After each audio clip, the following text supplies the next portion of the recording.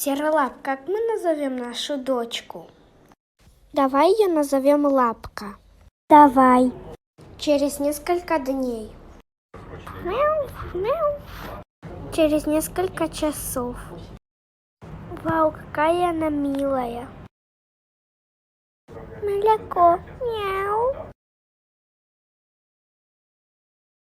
Когда Лапка подросла и стала ученицей. Собрание, собрание.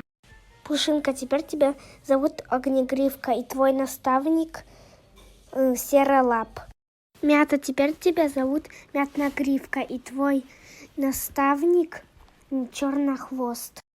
Лапка, теперь твое имя Звездная Лапка, и твой наставник Буролап. После собрания.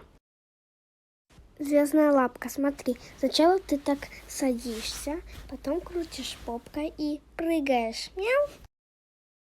Теперь ты. Ночью. Мята, давай пойдем в лес и напоймаем много мышей. Нас наградят, и все будут думать, что мы крутые. Мяу. Ну ладно. Мне кажется, я что-то слышу. Не волнуйся. Тебе просто послышалось. Кроме нас никого тут нету.